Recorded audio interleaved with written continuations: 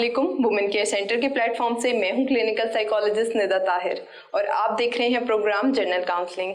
आज प्रोग्राम में हमें ज्वाइन किया है डॉक्टर आयशा हदायत ने। आप प्रोफेशनल क्लिनिकल साइकोलॉजिस्ट हैं और आप इंस्टीट्यूट ऑफ डायमेंशन जो कि ऑटिज्म और स्पेशल चिल्ड्रंस को डील कर रहा है उसको रन कर रही हैं। अस्सलाम वालेकुम मैम। अस्सलाम वालेकुम। Thank you so much ma'am आपको आज प्रोग्राम में आने के लिए। जी thank you for calling me on your programme. और मुझे लगता है कि अगर मैं कोई भी हेल्प कर सकूं तो मेरे लिए खुशी का बायस। Thank you so much ma'am. आज का हमारा टॉपिक है मिसकंसेप्शन ऑफ ड्रग अब्यूज। तो उस पे मैम मैं आपसे कुछ सवालात रखना चाहूंगी आपके आगे, तो जी। ताकि हम उसके लिए फर्दर जो है उसके डिस्कशन कर सकें। मैडम मेरा आपसे पहला क्वेश्चन ये है कि यूएसए और कनाडा में जो है वो कैनबिस जो है वो लीगल है और हमारी यहाँ की जनरेशन हमसे क्वेश्चंस करती है कि जब वो लीगल है तो हमें भी यूज़ करनी चाहिए वो। तो आपका इसके बारे में क्या ख्याल है? जी आपने बहुत अच्छा क्वेश्चन किया है। मेरे ख्याल में आजकल जो सबसे ज़्यादा आप कहते हो ना हॉट डिबेट है वो इसी बात पे चल रही है कि मैं बहुत से एडल्ट्स के साथ भी डील करती हूँ, बच्चों के साथ भी, इसमें ड्रग एडिक्शन के बच्चे भी शामिल हैं और उनकी डिबेट यही चल रही होती है कि इसको चूँकि लीगलाइज वहाँ कर दिया गया है तो पाकिस्तान में क्यों नहीं, और हमारे और आ जाके वही बात आती है कि हम conservative society and all those things. But जो इसमें सबसे इम्पॉर्टेंट फैक्टर है वो ये मिस इन्फॉर्मेशन है कि इसको लीगलाइज किया गया for what reasons. Medicinal use के लिए हाँ कुछ ऐसे प्रॉब्लम्स और डिसऑर्डर्स हैं जहाँ पे हमें इसकी यूजेज करनी पड़ती है, बट वो अंडर प्रोफेशनल गाइडेंस होती है। ऑल्दो वहाँ के भी बच्चों ने इस चीज को समझते हुए इसकी चूंकि लीगलाइज हो गई है, they can buy it from anywhere और आपकी उसकी इजी अवेलेबिलिटी बहुत ज्यादा है जिसकी वजह से ये पहले से ज्यादा वहाँ पे स्प्रेड हो रही है। लेकिन जो आप नहीं समझ पा रहे हमारे बच्चे वो ये हैं कि इसका जो यूजेज है, आप जानते हैं कि जब आप कैनबिस लेते हैं तो इससे क्या होता है, आपके डोपामिन रिलीज होते हैं, बट कॉन्स्टेंटली जब आप उसका मिस यूज करते हैं, जो कि चूंकि यहाँ चेक एंड बैलेंसेस नहीं है और अंडर सुपरविजन नहीं दी जाएगी, जब कोई भी बच्चा उसको एक्सेस में यूज करेगा एट सम पॉइंट उसको डोपामिनर्जिक ब्लंटिंग हो जाती है। डोपामिनर्जिक ब्लंटिंग मीन्स कि आपके माइंड को और आपके सिस्टम को ये पता नहीं चलता कि आपने कितनी लेनी है और आपको लग रहा होता है कि अभी आपको मजीद ले लेने की नीड है, बट आपको ये नहीं पता चलता, जिसकी वजह से ओवरडोजेस के केसेस हैं। आप देखें, आप भी जानती हैं, आप भी इस प्रोफेशन से ताल्लुक रखती हैं कि आजकल ड्रग एडिक्शन के ओवरडोजेज के केसेस कितने ज्यादा हो रहे हैं और उसके लिए डेथ रेट भी बढ़ता जा रहा है। तो अब आप देखें, जब हमें मिसकंसेप्शन है और हमें इस बात की समझ ही नहीं है कि इसके साइड इफेक्ट्स क्या हो सकते हैं, तो ये लैक ऑफ अवेयरनेस है जिसकी वजह से बच्चे इस साइड पे जा रहे हैं। And I think government level पे भी हमें चाहिए कि हम कुछ सेमिनार्स, अवेयरनेस सेमिनार्स करवाएं और कॉलेज के लेवल पे भी हम ड्रग एडिक्शन के हवाले से ऐसे बहुत से प्रोग्राम्स करवाएं जहां पे इनके एडवर्स जो इफेक्ट्स हैं और क्या बायोलॉजी इसमें इन्वॉल्व है वो बच्चों को गाइड किया जाए, ताकि वो सिर्फ एक आते हैं ना फूल्स पैराडाइज में चले जाते हैं कि जी बाहर ये हो रहा है तो हम भी ये कर लेंगे।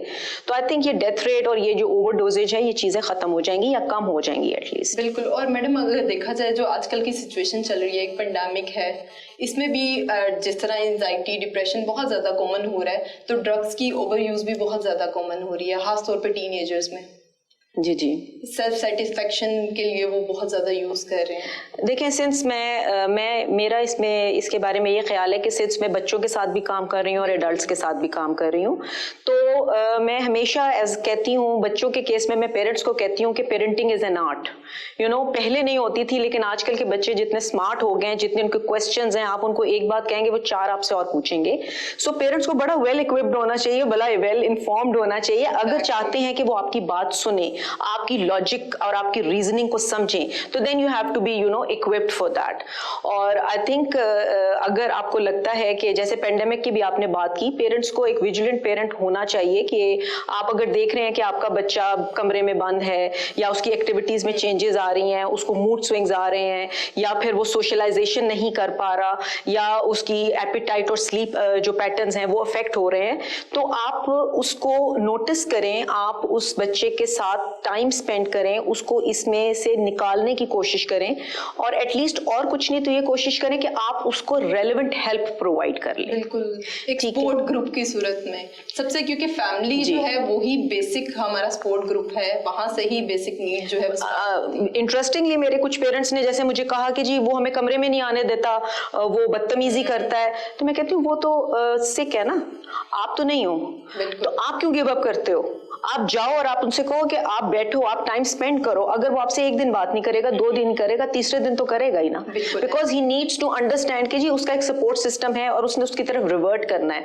एंड आई थिंक इस गाइडेंस के हवाले से बहुत से ऐसे बच्चे मेरे पास आए हैं जो कि शुरू में बिल्कुल विलिंग नहीं थे, लेकिन जब उनके पेरेंट्स ने इस तरीके से एक इनडायरेक्ट थेरेपी उनको प्रोवाइड की है और एक प्रॉपर गाइडलाइन के थ्रू, चैनल के थ्रू पहुंचे हैं, तो उन्होंने अवेल भी किया है और आई थिंक इस ड्रग एडिक्शन से निकले भी हैं, और इनफैक्ट एग्जाम्पलरी तौर पे वो आगे इस चीज को प्रमोट भी कर रहे हैं कि हमें इसको क्यों इस्तेमाल नहीं करना चाहिए।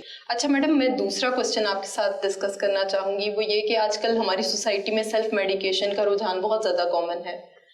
हम साइकोलॉजिकल डिसऑर्डर्स या साइकोलॉजिकल इश्यूज के लिए मेडिकेशंस लेते हुए बहुत रिलक्टेंस होते हैं, हम इस्तेमाल नहीं करते, या अगर करते हैं तो अपनी मर्जी से छोड़ देते हैं। 2 दिन इस्तेमाल की उसको हम पैनाडोल की गोली की तरह डील कर रहे होते हैं। तो आपका इसके बारे में क्या कहना है? देखिए, मैं फिर एक दफा से कहूंगी, lack of awareness. I think हमारे मुल्क में बहुत सी चीजों पे टॉक शोज होते हैं, बहुत सी बातें की जाती है, लेकिन अवेयरनेस के हवाले से मैंने नहीं कभी देखा कि कोई टॉक शो या मॉर्निंग शो ऐसा चल रहा हो जो आपको पेरेंटिंग की टिप्स दे रहा हो, आपको और मैरिटल अपनी लाइफ को कैसे आप ठीक कर सकते हैं उसकी टिप्स दे रहा हो, मतलब। और ये वाली चीजें जैसे अब आप बात करें, ये भी एक बड़ा अच्छा टॉपिक है, लेकिन हमें मॉर्निंग शोज हमारे देखें आप कैसे होते हैं, तो क्या हम ऐसे टॉपिक्स पे बात नहीं कर सकते? तो आप बिल्कुल सही कह रही हैं, ये फिर लैक ऑफ अवेयरनेस क्यों है? क्योंकि जब बच्चा अननोटिस जाता है, उसको लगता है कि जी मुझे थोड़ी सी एंग्जाइटी हो रही है, सेल्फ डायग्नोसिस भी बहुत है ना हमारे यहाँ पे, ये जी मुझे एंग्जाइटी होगी, मुझे डिप्रेशन हो गया, पता नहीं है उनको कि क्या हुआ है।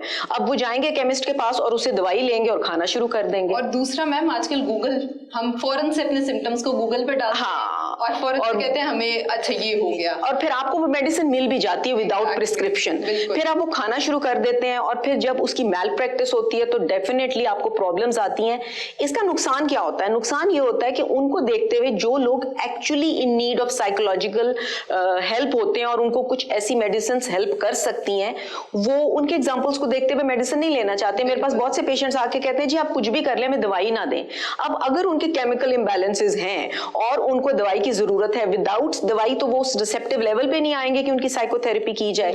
तो फिर बेसिकली देखना हमें ये पड़ता है कि हमारी गवर्नमेंट की पॉलिसीज भी स्ट्रांग होनी चाहिए कि विदाउट प्रिस्क्रिप्शन आप मेडिसिन ना दें, और लोग भी प्लीज कोशिश करें कि सेल्फ मेडिकेशन करने की बजाय आप प्रॉपर जो प्रोफेशनल्स हैं उनके पास जाएं। जैसे आपको खांसी जुकाम होता है, आप जाते हैं ना डॉक्टर के पास, अगर आपको ऐसी कोई भी प्रॉब्लम है, टेंशन है, स्ट्रेस है, थोड़ा बहुत भी कुछ है, तो आप एक साइकोलॉजिस्ट के पास जा सकते हैं। आपको अगर लगता है कि जी साइकेट्रिस्ट छूटते ही आपको दवाई ना दे दे, तो go to a clinical psychologist. At least वो आपके साथ बात करेगा, डायग्नोस करेगा, आपके लेवल्स को देखेगा, और फिर वो आपको ये गाइड कर सकता है कि आपको may be for a time being medicine की जरूरत है, और जैसे ही आपकी रिसेप्शन बेटर होती है you can go for other जो साइकोथेरेपी सेशंस होते हैं। तो बेसिकली ये कि अपने चैनल्स बंद ना करें, प्रॉपर चैनल को फॉलो करें तो चीजें ठीक रहेंगी। एक प्लेटफॉर्म के थ्रू चले हम। जी। आपकी ही बात को कंटिन्यू करते हुए मैम एक क्वेश्चन आपसे पूछना चाहूंगी, साइकोलॉजिस्ट और साइकेट्रिस्ट अगर एक टीम वर्क के साथ चलें तो क्या मैक्सिमम बेनिफिट्स जो हैं वो पेशेंट्स को हो सकते हैं? आई थिंक फिर एक बहुत अच्छा क्वेश्चन आपने किया, बिकॉज ये फिर अवेयरनेस से ही रिलेटेड है, और मुझे बड़ी खुशी है कि आपने इन लेवल्स पे आज बात की है, बिकॉज बहुत सी टॉक्स होती हैं, बहुत सी चीजों के बारे में बात की जाती है, बट ये जो बात हम करें ना अवेयरनेस और टीम वर्क, ये नहीं की जाता। फिर वही बात आ जाती है, कई दफा कुछ प्रोफेशनल जेलसीज होती हैं जिसमें लोग इन चीजों को ओवरलुक करते हैं, बट आई थिंक जिस फील्ड से हम लोग ताल्लुक रखते हैं, जहाँ पे इंसान की साइकी, उसके इमोशंस, उसके वेल बीइंग इन्वॉल्व है, उसकी मेंटल हेल्थ इन्वॉल्व है, वहाँ पे हमें इन सारी चीजों को साइड पे रखना चाहिए और हमें इन कोलैबोरेशन काम करना चाहिए। साइकेट्रिस्ट और क्लिनिकल साइकोलॉजिस्ट को हमेशा इन टीम वर्क करना चाहिए, बिकॉज अगर आप लेमली मेडिसिन शुरू कर लेते हैं और आप साइकोलॉजी उसकी साइकोलॉजिकल थेरेपी नहीं लेते हैं, तो फिर वो आपकी मेडिसिन बढ़ती चली जाएगी। Like if you are on 2 tablets, you will be on 4, 5, 6, because आपके जो बेसिक ट्रिगर्स हैं उन पे काम नहीं हो रहा। And believe me, depression, anxiety, stress normal human emotions हैं, everybody is born with it. ये सिर्फ और सिर्फ डिसऑर्डर की फॉर्म तब लेते हैं जब आपके स्ट्रेसेस इंक्रीज हो जाते हैं या फिर एक कांस्टेंट लॉन्ग टाइम पीरियड के लिए परवेल करते हैं। तो ये एक तरह से अलार्म है जो आपको बताते हैं कि जी एक टाइम है कि आप अपना लाइफस्टाइल और अपना थिंकिंग पैटर्न चेंज करें। तो since we are born with the controls, तो दवाइयां क्या करती हैं, थोड़ी देर के लिए उसे नम करती हैं, उसके बाद आपकी जब दवाई का असर खत्म होता है you are again back to the same point. तो बेसिकली हमें करना क्या है, हमने अपने उन जो चैनल्स को जो हम जिनके साथ पैदा हुए हैं, जो अल्लाह ने हमें दिए हैं, उनको दोबारा से रिवाइव करना है। उनको रिवाइव करने के लिए बहुत जरूरी है कि हम अपना सेल्फ एनालिसिस करें, अपने ट्रिगर्स को फाइंड आउट करें, अपने स्ट्रेसर्स को देखें, उनके बारे में कैथार्सिस करें, उनको टॉक आउट करें, उनके सॉल्यूशंस निकालें। And definitely there is the point where जहां पे क्लिनिकल साइकोलॉजिस्ट आता है। So basically if you are in dire need of medication तो आपको मेडिकेशन जरूर लेनी चाहिए, लेकिन उसके साथ साथ कोशिश ये करनी चाहिए कि आप अपनी थेरेपी कांस्टेंट रखें ताकि इवेंचुअली आपको हम मेडिसिन से टेपर ऑफ करवा के फंक्शनैलिटी की तरफ लाएं, दोबारा लाइफ में शामिल करते हैं। बिल्कुल, thank you so much ma'am. और उम्मीद करती हूँ हमारे व्यूवर्स को भी बहुत अच्छे से समझ आया होगा कि किस तरह से अगर मिसकॉन्सेप्शंस हो जाए ड्रग एडिक्शन में तो किस तरह से हम कौन सी स्ट्रेटजीज को यूज़ करते हुए इजीली उनसे टेपर ऑफ कर सकते हैं, और हमें कब साइकोलॉजिस्ट या साइकेट्रिस्ट के पास जाने की ज़रूरत है, वो कौन सी ऐसी कंडीशंस हैं जिसमें हमें अलार्मिंग कौन से ऐसे कंडीशंस हैं जहाँ पे हमें साइकोलॉजिस्ट या साइकेट्रिस्ट से कंसल्ट करने की ज़रूरत है। तो आपका अगर कोई भी किसी किस्म का क्वेश्चन है तो नीचे दिए गए कमेंट बॉक्स में आप हमें बता सकते हैं, या कोई क्वेश्चन जो आप डॉक्टर आयशा हदायत से करना चाहते हैं वो आप हमें कमेंट में बताएं। इंशाल्लाह हम कोशिश करेंगे अपनी नेक्स्ट एपिसोड में उसको डिस्कस करें, और इंशाल्लाह नेक्स्ट एपिसोड में मिलते हैं। अल्लाह हाफ़िज़।